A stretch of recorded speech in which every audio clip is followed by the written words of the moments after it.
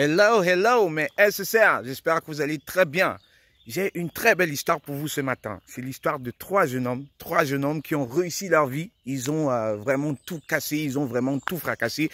Ils sont la star dans le coin, ils ont réussi leur vie, comme on peut dire, hein, dans le sens large du terme.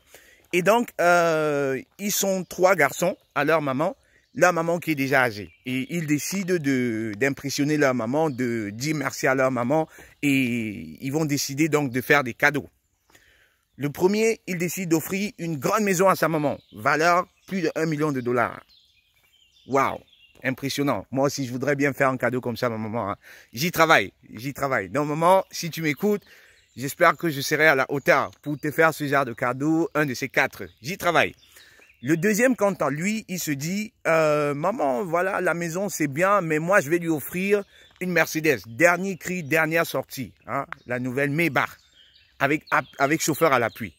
Le gars, il se dit, avec ça vraiment, personne ne peut défier mon cadeau. Parce qu'ils étaient très animés hein, d'un esprit de concurrence. Les trois ils ont grandi en fait dans la concurrence. Hein, et c'est comme ça que pour faire des cadeaux, ils voulaient également être le meilleur. Chacun de voulait être le meilleur à faire le cadeau à sa maman. Le troisième, contre lui, le Benjamin, il se dit, je pense que mes deux aînés n'ont rien compris. Ils n'ont rien compris. Ils n'ont pas compris que maman a toujours vécu une vie de spiritualité, une vie chrétienne et tout. Et du coup, moi, je vais lui faire un cadeau hors norme. Qu'est-ce que le gars fait? Parce que maman ne peut plus lire la Bible, parce qu'elle est déjà âgée. Il se dit, ok, je vais acheter un perroquet. Il décide d'acheter un perroquet à sa maman qui a été formée pendant plus de 12 années à la lecture de la Bible. Et donc, à ce perroquet, il faut tout simplement dire quelle somme on veut, quel verset biblique on veut, et il va réciter. Et c'est comme ça, il se dit, voilà, le perroquet va sûrement impressionner maman et il sera utile pour maman. Bien évidemment, bien évidemment. Valeur du perroquet, 12 000 € en location par mois. C'est une fortune. C'est une fortune. Donc, les trois garçons font le cadeau à la maman. Et la maman, bien impressionnée, hein, elle est très contente, très fière de ses fils. Elle a toujours été fière de ses fils. Elle décide donc d'écrire des lettres de remerciement. Elle décide de répondre à chacun. Au premier garçon, elle va dire « Ah, mon fils et tout, je suis très heureuse de t'avoir, je suis très heureuse de vous avoir. Vous m'impressionnez. Mais tu sais, la grande maison que tu m'as offerte, en réalité, je ne vis que dans une seule pièce. Elle est beaucoup trop grande pour que je fasse le ménage. Et donc, c'est une corvée pour moi. » Au deuxième garçon, elle dit, « Oh, mon fils adoré, tu sais que je ne voyage plus beaucoup. Je ne voyage plus beaucoup. Et donc, je me sers très peu de la Mercedes. Et en plus, le chauffeur n'est pas très sympa avec moi.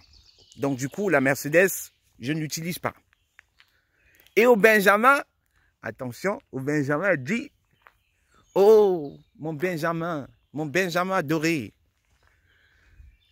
tu es le seul qui a compris ce que ta maman aimait.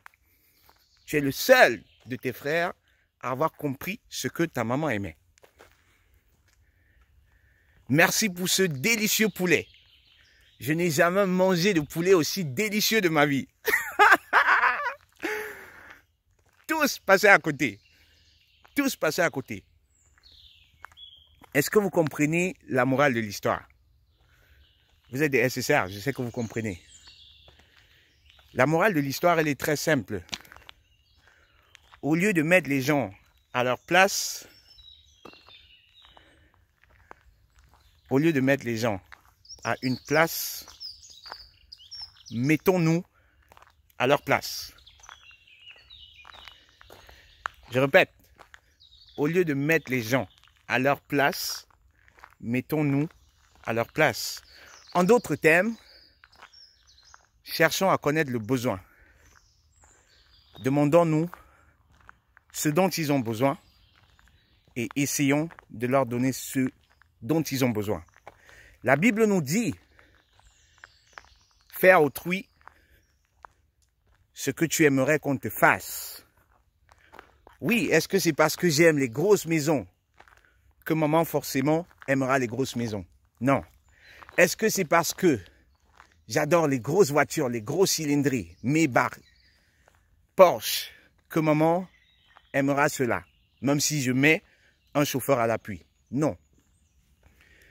Est-ce que c'est parce que je me dis que un pigeon lecteur de Bible est pratique que maman va aimer? Non, maman a vu dans le pigeon de la volaille, elle a déplumé et dans la marmite.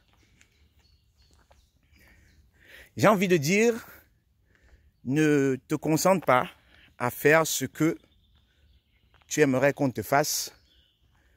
Fais aussi, en plus de cela, ce que les gens aimeraient qu'on leur fasse. Je ne veux pas contredire la Bible, hein, mais je pense qu'il serait mieux de faire à autrui ce qu'il aimerait qu'on lui fasse. Si tu étais un pêcheur, est-ce que c'est parce que tu aimes le chocolat que pour pêcher du poisson, tu te servirais du chocolat comme appât? Non. J'adore le chocolat, mais le poisson n'aime pas le chocolat. Si tu étais un chasseur et que tu voulais chasser des lions, par exemple, je dis n'importe quoi, hein, est-ce que tu te servirais des herbes pour chasser du lion? Non, forcément pas. Parce que ça ne fait aucun sens. Le cheval, il va prendre des herbes. Le lion, il va préférer la viande. Et c'est pareil dans le recrutement. Dans le recrutement, beaucoup trop de personnes vont passer des entretiens sans savoir c'est quoi le besoin.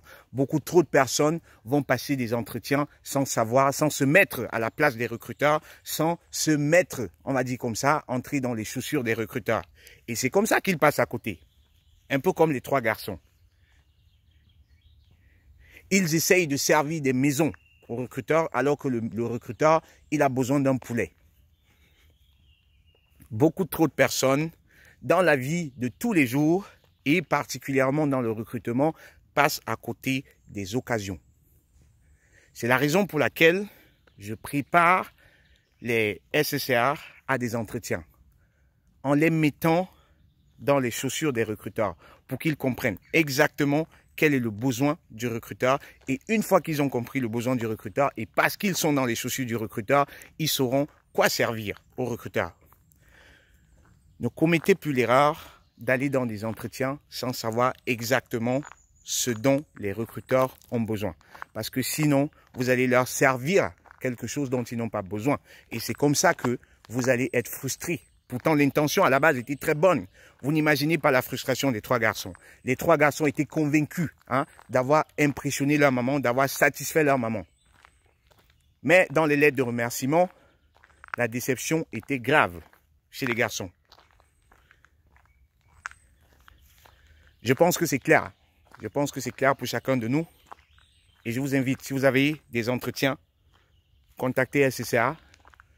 Je vous mettrai dans les chaussures des recruteurs et vous constaterez, vous allez constater, comme c'est le cas pour tous ceux que j'ai accompagnés d'ailleurs, qu'ils étaient passés quelque part à côté de la compréhension de la description d'emploi.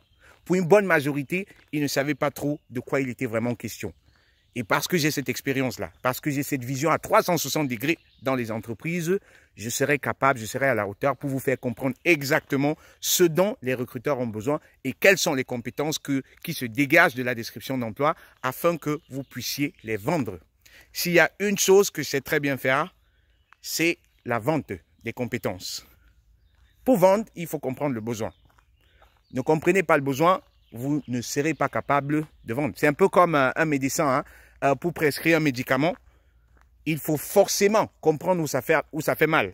Si vous ne comprenez pas, si vous ne faites pas un bon diagnostic, c'est clair que vous allez passer à côté de votre thérapie. Donc les amis, je tenais à partager avec vous cette histoire. C'est une histoire qui m'inspire au quotidien. C'est une histoire qui a tellement de sens que je ne pouvais pas ne pas la partager avec vous. J'espère que vous avez aimé l'histoire. Dites-moi dans les commentaires qu'est-ce que vous pensez de cette histoire. Et contactez SCCA, cliquez le lien, réservez une session avec moi. Sur 2 sessions idéalement, donc en 3 heures de temps, je ferai de vous un as de votre prochain entretien. Dans une première session, on va analyser le poste pour comprendre les besoins, dégager des compétences. Et dans une deuxième session, on va simuler un entretien. Je vais vous simuler, je vais vous interviewer. Donc, je vais vous mettre dans la peau des recruteurs. Je vais vous préparer à l'interview de façon à ce que, une fois que vous serez dans la réalité de l'interview, que ce soit un déjà vu, que vous appuyez juste sur replay et que vous soyez en, comment on va dire ça, à l'aise, que vous soyez confiant. Tous ceux avec qui j'ai travaillé à ce jour ont été métamorphosés. Tous ceux avec qui j'ai travaillé à ce jour ont été transformés en matière de confiance. Ils dégageaient beaucoup de confiance pendant les entretiens. Ils avaient l'impression que c'était un replay, qu'ils avaient déjà vu cette scène, parce que les questions de la simulation d'entrevue étaient celles, très souvent, qui étaient posées. Du moins, l'interview allait forcément dans le sens de l'entretien que nous avions. Donc, les amis, portez-vous bien.